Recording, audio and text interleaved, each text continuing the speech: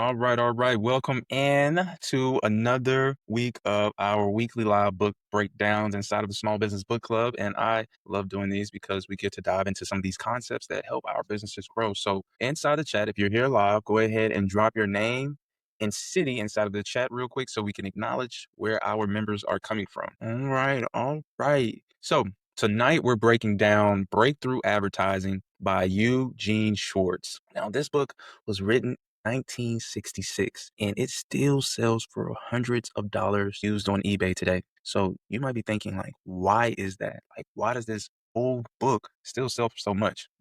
Well, when you really think about it, tactics change, but human psychology doesn't, right? So this isn't really just a copywriting book. It is a manual for understanding why people buy. And we're going to get through the whole thing in under 30 minutes. That's the goal. So hold me accountable to that goal in this video. So this is the 60-year-old masterclass on hidden architecture of human desire. 60 years old. And it's still the most referenced marketing book in direct response history. So here's why this matters. You see, social media is pretty new. Algorithms are pretty new. But human desire, wanting to feel safe, successful, seen, and smart, that's 10,000 years old. So Schwartz figured out how to work with desire instead of fighting it, right? And that's what tonight is all about. So who is Schwartz? Like, who is this guy that wrote this book in the 60s that's still relevant today? So Schwartz called himself a conceptual midwife. And when you think about what a midwife is, they don't necessarily create the baby. The baby already exists, but the midwife helps bring the baby into the world. And that's what great marketing does. So consider Schwartz like someone that helps people become midwives, help them understand like how to bring the baby that already exists into the world. Think about the timeline of things. Like I said, tactics, they change daily. Like the algorithm, Instagram, Meta, TikTok, all these things are changing so much that it's hard to keep up with everything. But human psychology has not changed for the most part. And that's the entire reason why this book still works today. And so you don't need another course on algorithms. You don't need to understand the raw things about, YouTube and thumbnails and all these things. You just need to understand the raw, unchanging forces of why people spend money. So we are all market makers. We just have to learn how to do it the right way, right? So this might be my favorite slide that we created from this book breakdown and probably the most important slide in the book. And if you can visualize it with me and understand it and also read it with me. So it says, advertising does not create desire. Advertising does not create desire. It stands in front of a moving force and directs it to a particular product. So it's a simple analogy, but imagine a river flowing. And so you didn't create this river, but you can build a dam, put a turbine in it, and that flowing water generates electricity. So the river is your customer's existing hopes, dreams, fears, and frustrations. And your ad is the dam. So your product is where the energy goes. So you cannot create the desire, you can only channel it. So stop trying to convince people they have a problem. Find the desire that already exists and show them your product is the answer to it. That's the whole game. We're simply channeling desire. So there are 5 levels of customer awareness. And if you mess this up, it'll be hard for conversions to happen for you in any part of your customer acquisition journey. So let's use a fitness studio as the example. All right. So level 5 is unaware. So these are the people that don't even know they have a problem. They just crash out at 3 p.m. and like don't have any energy for the rest of the day. So here is where you want to lead with curiosity. A headline could work like, why you crash at 3 p.m. Right. And they want to know like, why do I crash at 3 p.m.? And then level 4 is problem aware. So they know something's wrong, but don't know the fix. So your job is to name the pain. So your headline could be something like tired of feeling out of breath or tired of feeling out of breath on the stairs, right? And so then we move to level 3, which is solution aware. So they know exercise helps. You want to show them that you do it better. So your headline or hook could be 30-minute workout that builds real functional strength, right? You like that? Like it's believable, right? And then level 2 is product aware. So they've heard of you. Now you want to show your edge. And this is where you could say something like, why our coaching beats a generic gym membership. So you could go get the results at the gym, but you want to work with us for this premium result, right? And then level 1 is most aware. So they are ready to buy. So give them the deal. Your headline or your hook could be join today for 50% off. These are typically like your retargeting ads. These people have already shown interest or engaged with any part of your funnel, your creative, things like that. So, but the mistake that every small business makes is they're running level one offers at level four audiences. So some people are yelling buy now at people who don't even know they need you. So before you start thinking about your offers, you want to think about what level is my customer at? Who am I talking to? And speak to that level. And so as markets get more sophisticated and they get older, they get more skeptical and your simple promises stop working. So you have to escalate, you have to graduate their desires. So let's use 5 steps using a plumber example. So step one would be the direct claim, which is we fix pipes. So it works only when you're the only one saying it, right? But then step two is the enlarged claim, which is we fix pipes in 30 minutes. So specificity makes it more believable. And step three is we use sonic leak detection, right? So this is the mechanism, the thing that helps with the thing that you're escalating. So it makes it sound like proprietary to you, to your business, like they can only go to you to get this result. And then step four is the enlarged mechanism. So the headline for a plumber could be sonic leak plus prevent future bursts. So this mechanism not only does the sonic leak detection, but it does more. It enlarges the mechanism, like your proprietary way of doing things, right? And then step five is where you get even deeper. So step five is where you work on identity. So the headline could be the plumber for meticulous homeowners. This is a pure identity play and they buy because of who it makes them. So you want to ask yourself, you want to think through this, like, where are you on this escalator with your offer, with how you help people? If you've been in business a few years and you're still at the direct claim at step one, just describing what you do, then you probably want to make the next move and go into the enlarged claim. And how could you do that? Could you could you do it faster? Could you say how you do it better? Could you talk about your IP? Like, what are the ways that you can make that next step in graduating your offer? So name your process, make it yours, and then continue to climb this sophistication escalator. So to make someone buy, you need to unlock one thing. And this goes beyond just business though. To make anyone buy in on your ideas, this is applicable anywhere in life you're trying to communicate your ideas. So there's one thing you have to unlock, and that is absolute conviction. Like people have to believe that they can get the thing that you're talking about. So 3 keys open the conviction vault. So the first key is desires. You want to make them physically feel the result, not just understand it, but feel it, right? And then the second key is identifications. So how can you make the purchase reflect who they are? Because none of us buy features. We really don't care about the features. But if you think about that person that buys the Rolls Royce, do they care about the umbrella that comes out of the side of the door? Do they care about the V12 engine? Do they care about any of those things? They're buying a better version of themselves, a premium version of themselves. So how could your product or service unlock an identification within them that they want to pair themselves with? And then the third key is beliefs. So you want to make the claims logically undeniable, like increase their perceived likelihood of success that this will work. This is unlocking that third key for absolute conviction. So you got to build a bridge from their current skepticisms to your offer. And when you turn all 3 of these keys, the desires, the identification, the beliefs, the vault opens and they have absolute conviction in your product. So if you miss one of these, maybe you make a sale, but for the most part, the sale falls apart. So we're going to go deep on each of these keys. Typically, people have vague desires, meaning that the desire starts as a blur. So your job is to sharpen it into something vivid and something real. And so there are 3 techniques to sharpen that desire into something real. So the first is to put claims into action. So to think through this, you don't want to sell the car, right? We just talked about the Rolls Royce. We want to sell the jealous look on your neighbor's face as they drive by, as you drive by. So here's where you're like selling the scene, not the camera, not the props, but you're selling the scene that they can envision. So for us, like, let's say you were in marketing. I wouldn't want to say you'll get more leads. You say something like, imagine your phone buzzing Tuesday morning with 3 new appointment requests you've had before your first coffee.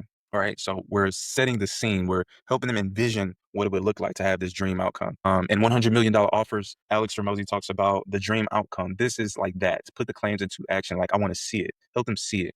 And then the second technique is to stretch benefits in time. So you want to show day 1, you want to show day 30, you want to show year 5. So like day 1, the system goes live. Day 30, you recovered 3 clients you would have lost. And then year 5, you take that vacation and the revenue still flows in.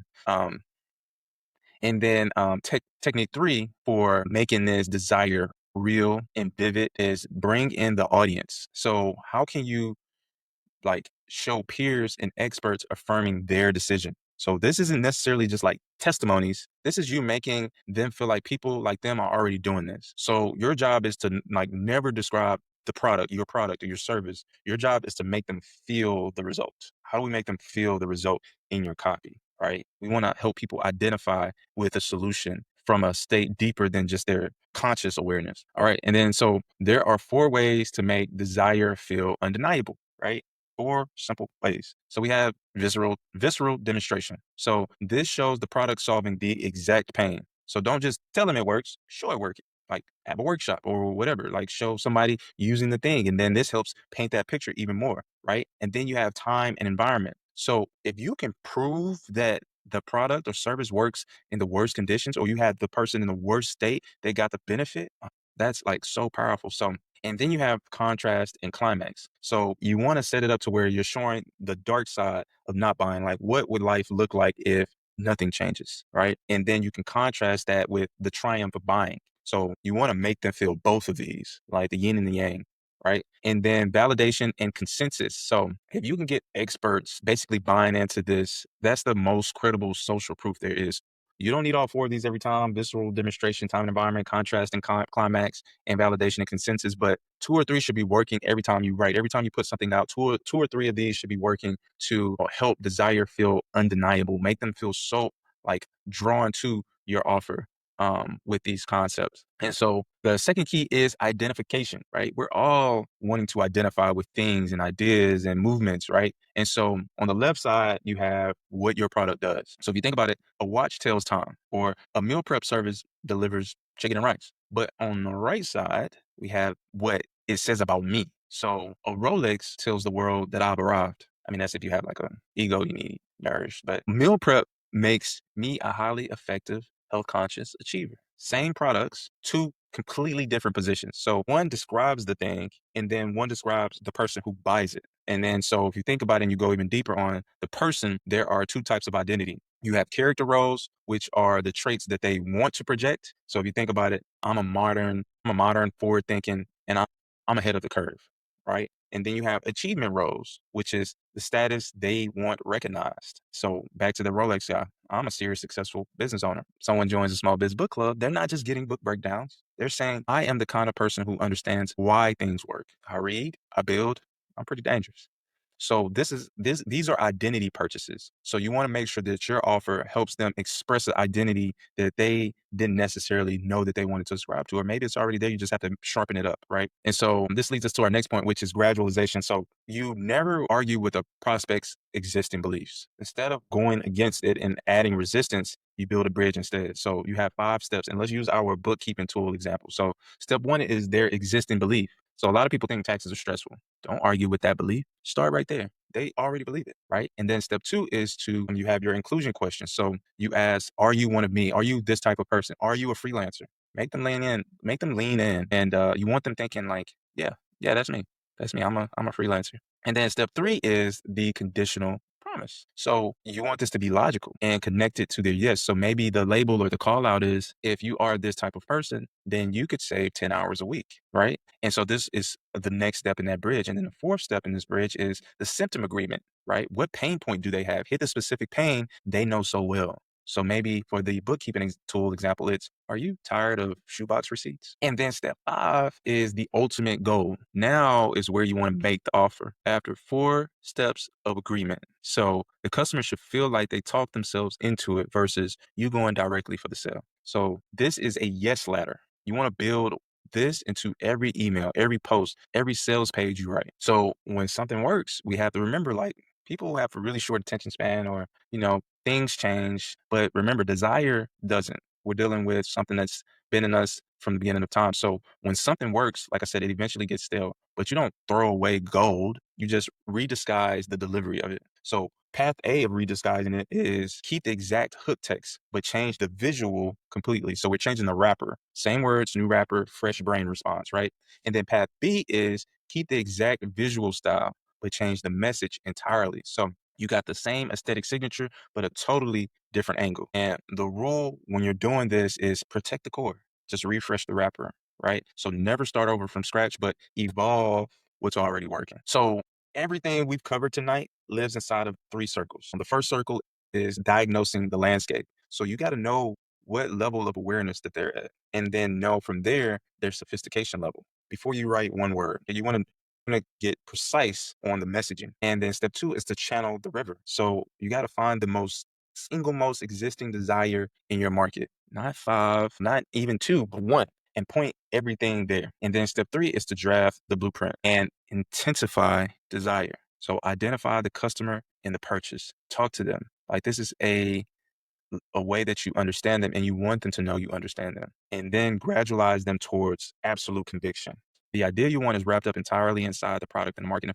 For us, we like to think that like my idea is going to work because it came from me. And the way I look at it is your idea can only work if the market approves it. So you want to extract what they want directly from them, right? So you're not going to be able to get the idea in some clever headline you invented or not in a hack or anywhere else. It's already there in what you sell and who needs it the most. So use what you have and go find it. So you got 5 checks, right? Run every piece of content through this before you hit publish, every piece of content. So the first step is your awareness check. Are you speaking to their stage or yelling a discount at a stranger? And then number two, you have the sophistication upgrade. Have they heard your claim? What mechanisms can you add to make you be even more niche to them feeling like you're the only solution? And then the third step you want to run your content through is the intensification step test. So does your copy make them feel the result?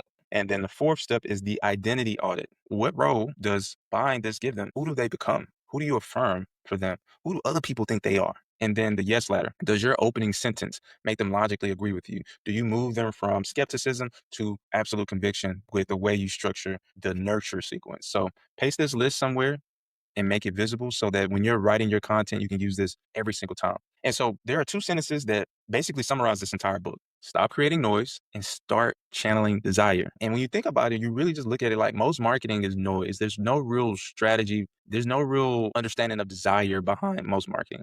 They're just broadcasting into a void and they play the numbers game, hoping like someone cares, right? But you see time and time again that the business owners who win, they found the river. They built the dam. They channel the current. So reframe who you are. You are not a content creator. You are an architect of desire. So that's breakthrough advertising, fully broken down in under 30 minutes. Awareness, sophistication, the 3 keys, the master schematic. So your playbook is to apply even 2 of these concepts this week or next week, and you'll see the difference in how people respond to your content. So do we have any questions at all? We can drop them right inside of the chat. Okay. It's a lot to take in. I know we compressed a pretty big book into 30 minutes to get the highlights. So I know it's a lot there. You'll get the recording. Trust me. You're going to get the recording. And I'm going to even go through the recording for myself. So, and you'll get the watch the replay link. Watch for that inside of the community and in your email. But before I let you go, if anything we covered tonight made you realize your marketing infrastructure needs to be built, not just learned, you're not just consuming information here. We can do this work for you. So everything from your website and lead capture to full automation and AI systems. Text the word services to 713 Bobs right now, and we'll figure out exactly what to build first. So you'll come to our services menu and you can see all the different things that we can help you build out. And if there are no more questions for me, I will see you all Tuesday. Enjoy your weekend.